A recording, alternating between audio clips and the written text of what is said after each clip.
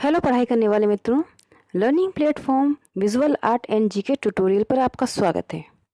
दोस्तों, कला प्रश्नोत्तरी चल रही है और ये भारतीय कला पर आधारित है और चैप्टर वाइज इसमें मैं पढ़ा रही हूँ और ये वीडियो 3 बन चुके हैं। अगर आपने वो नहीं देखे हैं ज़रूर देखिए। आज इसका ये 4th पार्ट है।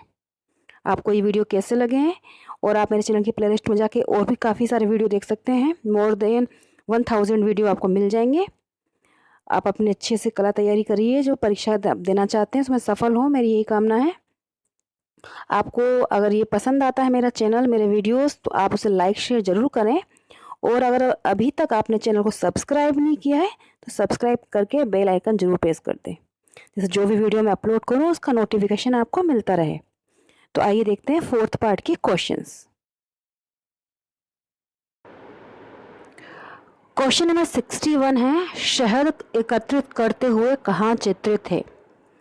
तो शहद एकत्रित करते हुए प्रसिद्ध चित्र है, ये है पंचमढ़ी में, मध्य प्रदेश में। अगर स्टेट आए तो मध्य प्रदेश और स्थान आए तो पंचमढ़ी में ये चित्रित है। आंसर हो जाएगा यहाँ पर ऑप्शन डी।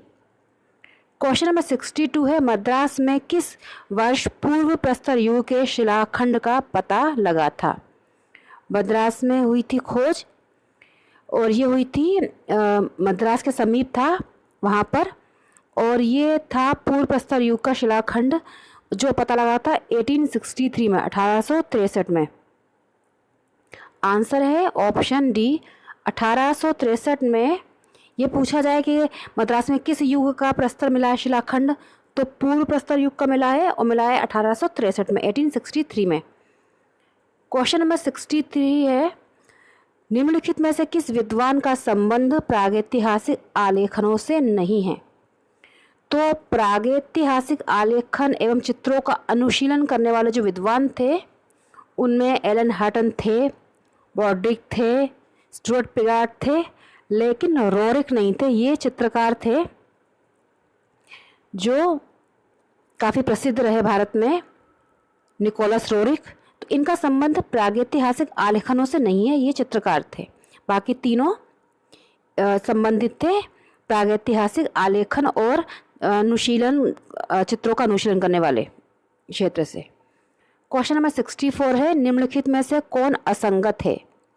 यहाँ पर भी असंगत बताना है उसी परिप्रेक्ष्य में कि जो कि प्रागैतिहासिक चीज़ों से जुड़े रहे।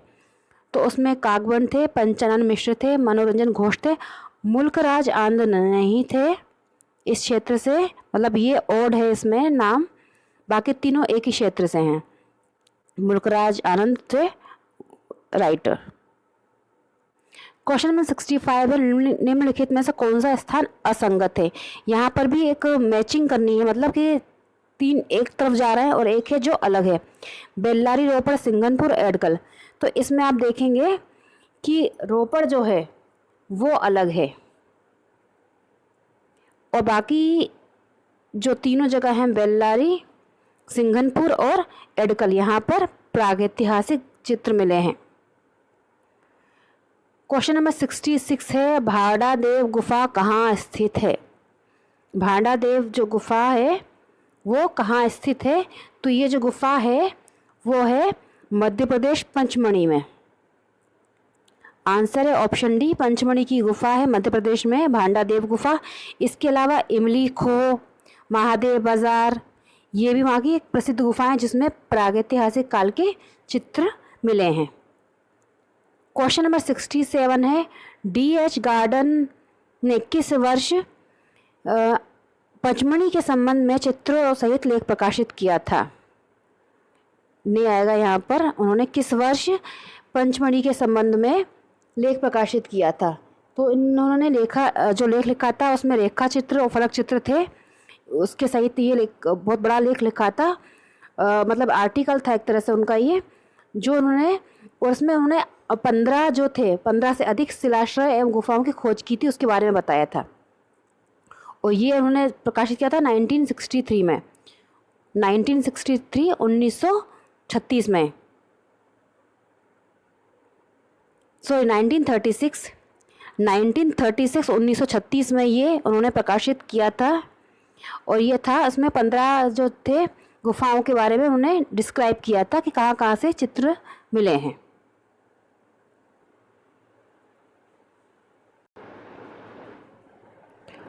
क्वेश्चन नंबर 68 है, पहाड़गढ़ कहाँ स्थित है? तो पहाड़गढ़ जो है वो है मध्य प्रदेश में ग्वालियर के निकट। आंसर है ऑप्शन बी ग्वालियर। ग्वालियर से 150 किलोमीटर दूर जो मोरेना है ज़िले में, वहाँ पर पहाड़गढ़ में असान नदी के तट पर घाटी में 10,000 ईसा पूर्व से लेकर 100 वर्ष पूर्व तक के, मतलब 100 ईसा पूर्व तक के चित्र मिले हैं, गुफाएं मिली हैं, जिनमें मानवाकृतियां हैं, घोड़े, हाथी पर सवार, तीरों भालों से, धनुषों से युक्त मानव, इस तरह की चित्र वहाँ पर मिले हैं। तो पहाड़गढ़ जो है वो ग्वालियर से 150 किलोमीटर दूर है और ये है असान नदी के किनारे। क्वेश्चन नंबर 69 है, बोतालदा की गुफा कहाँ है? बोतालदा ये जो गुफा है ये है मध्य प्रदेश के रायगढ़ में। आंसर है ऑप्शन बी, रायगढ़ में है ये गुफा। यहाँ पर जो एक विशाल गुफा है ये, और इसमें हिरण, छिपकली, जंगली भैंसों का अंकन किया हुआ है, वह चित्र वहाँ पर मिले हैं। याद रखिए ये रायगढ़ में है बोतालदा की गुफा। क्वेश्चन नंबर 70 है, शिकार नृत्य और बारहसिंघा का चित्र किस गुफा से प्राप्त हुआ है? शिकार नृत्य यानी कि शिकार करने के बाद खुशी में जो डांस करते थे उस तरह से चित्रित किया गया है। साथ में हिरण, बारहसिंगा, सुअर, रीछ, जंगली भैंसे, घोड़ों के चित्र मिले हैं। ये मिले हैं भीमबेटका में, जो कि है मध्य प्रदेश में भोपाल के निकट। याद रखिए भीमबेटका से ये चित्र प्राप्त हुए हैं, रायसेन जिला आता है। क्वेश्चन नंबर 71 है, मोरी स्थान कहाँ है जहाँ से गुहा चित्र प्राप्त हुए हैं? तो मोरी स्थान जो है वो है मंदसौर में, और मंदसौर है मध्य प्रदेश में। मोरी स्थान है मध्य प्रदेश मंदसौर में। यहाँ से जो मिले हैं चित्र उसमें स्वास्तिक, चक्र, सूर्य, अष्टदल, कमल, पीपल की पत्तियों के प्रतीकात्मक चिन्ह, इस तरह के चिन्ह मिले हैं मंदसौर की मोरी गुफाओं से। मोरी स्थान है जहाँ पर गुफा चित्र मतलब प्राप्त हुए हैं, और ये है मंदसौर में। और जैसे कि मैंने बताया स्वास्तिक, चक्र, सूर्य, अष्टदल, कमल, पीपल के पत्तियों के, इस तरह के वहाँ से चित्र प्राप्त हुए हैं।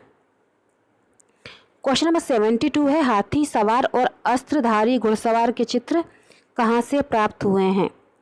हाथी सवार, अष्टधारी घुड़सवार और जंगली भैंसे, घोड़े के सभी चित्र मिले हैं होशंगाबाद की गुफाओं से। आंसर है ऑप्शन बी।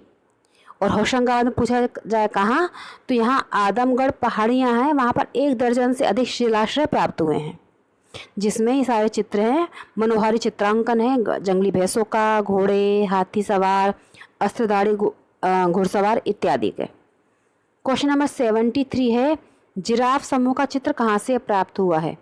तो जिराफ समूह का चित्र भी प्राप्त हुआ है आदमगढ़ से। आंसर है ऑप्शन बी, काफ़ी ये प्रसिद्ध चित्र है। क्वेश्चन नंबर 74 है, किन गुफाओं का परिचय 1917 में पर्सी ब्राउन ने दिया? तो पर्सी ब्राउन जी से पहले परिचय इनका दिया जा चुका था 1910 में डब्ल्यू एडरसन द्वारा, और 1913 में अमरनाथ जी द्वारा। ये गुफाएं थी सिंघनपुर की गुफाएं।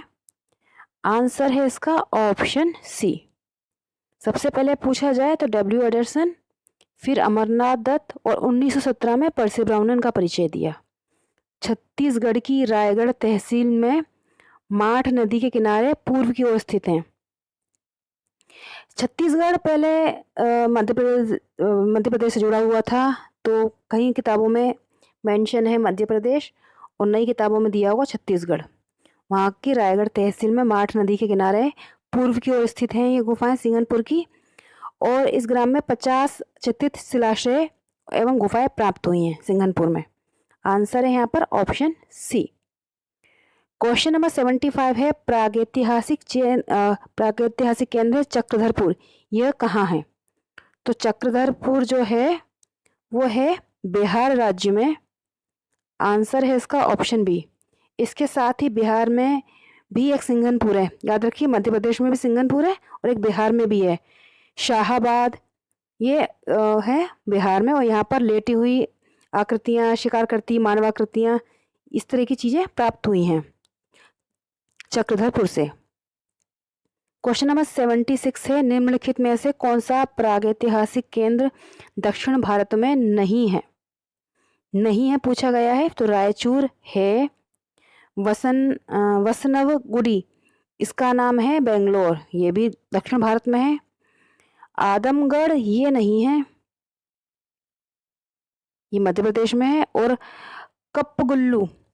कुप्पगुल्लू जो है इसका नाम बेल्लारी है, ये भी दक्षिण भारत का है। तो आदमगढ़ है मध्य प्रदेश में, होशंगाबाद के निकट, बाकी सब दक्षिण भारत के हैं। क्वेश्चन 77 है, अलनिया कहाँ स्थित है। तो अलनिया जो है वो है राजस्थान में, ऑप्शन सी है आंसर।